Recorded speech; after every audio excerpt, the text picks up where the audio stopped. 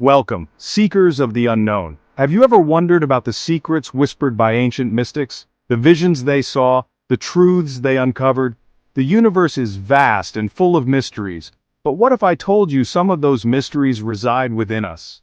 Today, we're diving into the shadowy, awe-inspiring realm of mysticism, where science meets the soul and the impossible becomes possible. Let's begin.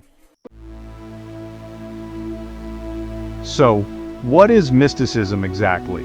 It's not about pulling rabbits out of hats or reading minds, though that would be pretty cool. It's not about dogma or blind faith. Mysticism at its core is the pursuit of direct experience of the divine, of ultimate reality. It's about peeling back the layers of the everyday world to glimpse the profound interconnectedness of all things. Think of the Sufi poets, swirling in their ecstatic dances, seeking union with the divine. Think of Christian mystics like Hildegard von Bingen, experiencing visions and composing celestial music.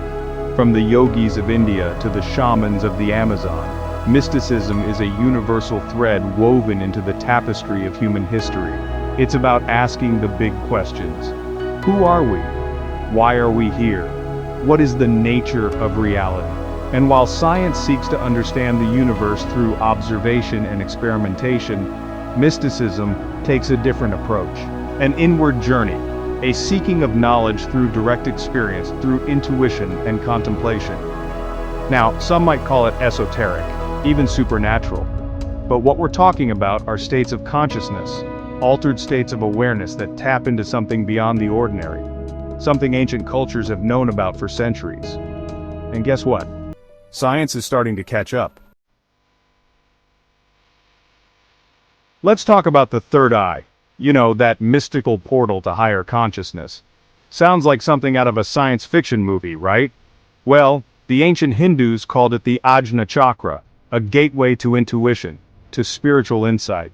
Now, where have we heard about a third eye before? Think back to biology class, the pineal gland. This tiny pine cone-shaped gland buried deep within the brain has fascinated scientists and mystics alike for centuries. Why? Because it produces DMT, a powerful psychoactive compound that's been linked to mystical experiences, to vivid dreams, even near-death experiences. Coincidence? Maybe. Or maybe the ancients were onto something. Maybe this tiny gland is the key to unlocking the mysteries of consciousness, to bridging the gap between the physical and the spiritual. It's a question that science is just beginning to explore. Next up, we're diving into the world of sacred geometry, the language of the universe. Forget boring old squares and circles. We're talking about the Fibonacci sequence, the golden ratio, the flower of life. These aren't just pretty patterns, my friends, these are the blueprints of creation. Take the golden ratio, for example. This mathematical ratio, approximately 1.618, pops up everywhere in nature, from the spiral of a nautilus shell to the arrangement of seeds in a sunflower, from the proportions of the human body to the structure of galaxies. It's even embedded in the double helix of our DNA. The ancients believed these geometric patterns held the key to understanding the universe, that they reflected a hidden order, a cosmic harmony. And you know what? Modern science is finding that they were right. From the smallest atom to the largest supercluster, the universe is built upon these elegant mathematical principles.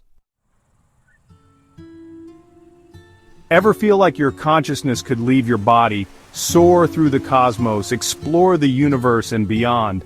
That's astral projection, also known as out-of-body experience.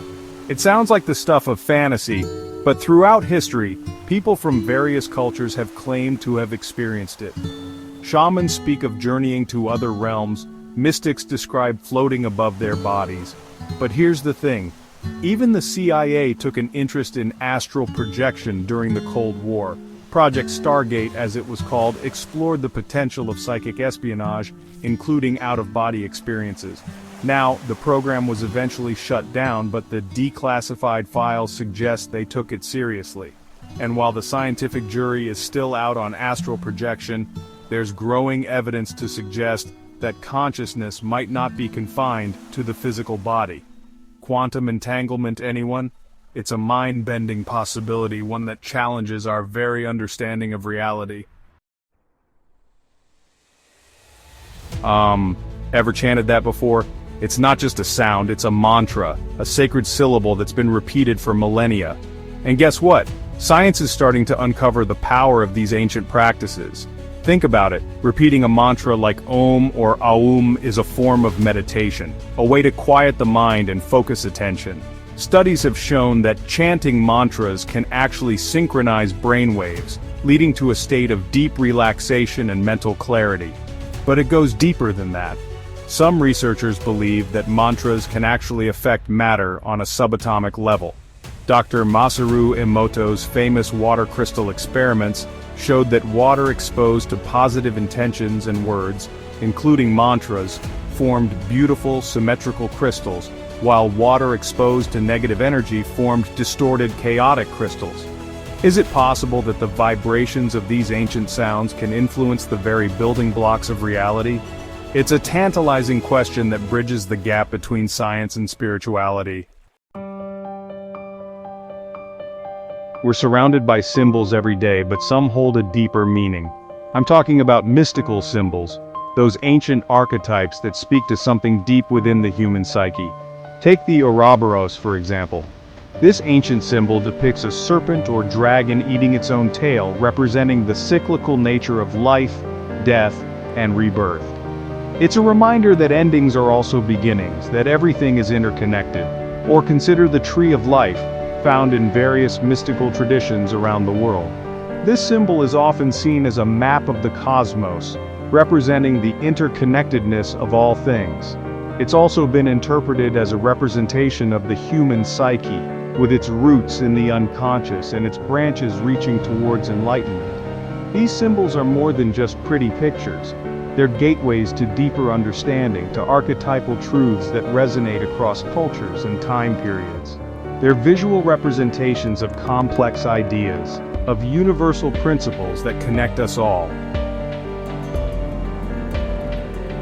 Alchemy, the medieval pursuit of turning lead into gold. We tend to think of it as a pseudoscience, a fool's errand. But what if there's more to alchemy than meets the eye? What if it was never really about literal gold at all? The alchemists were, in essence, proto-scientists, experimenting with the elements, trying to understand the nature of matter. But their work went deeper than that. Alchemy was also a spiritual practice, a metaphor for the process of inner transformation. Think about it. Lead, the base metal, represented the ego, our fears and limitations. Gold, the noble metal, represented enlightenment, the realization of our true nature. The alchemists believed that through a process of purification and transformation, we could transmute the lead within us into gold. Even Carl Jung, the father of analytical psychology, saw alchemy as a psychological process, a way of understanding the journey of the soul. So the next time you hear about alchemy, remember that it's not just about turning metal into gold, it's about turning fear into courage, ignorance into wisdom, and ultimately, realizing our full potential. So, you might be thinking that's all well and good, but is mysticism relevant today, in our modern scientific world? The answer is a resounding yes. In fact, we're seeing a resurgence of interest in mystical practices and ideas. Silicon Valley executives are microdosing on LSD and ayahuasca, seeking creative breakthroughs and spiritual insights. Mindfulness meditation, once relegated to the fringes, is now mainstream, practiced by CEOs and celebrities alike. And then there's quantum physics, which is turning our understanding of reality on its head. Concepts like quantum entanglement, where particles are instantaneously connected regardless of distance, seem to echo ancient mystical ideas of interconnectedness. We're discovering that the universe is far stranger and more mysterious than we ever imagined. And as we delve deeper into the nature of reality, we're rediscovering ancient wisdom, finding that science and mysticism might not be so different after all. Mysticism isn't about having answers, it's about asking bigger questions. If this video sparked your curiosity, light up the comments, share it with fellow seekers, and subscribe. Until next time, Look deeper.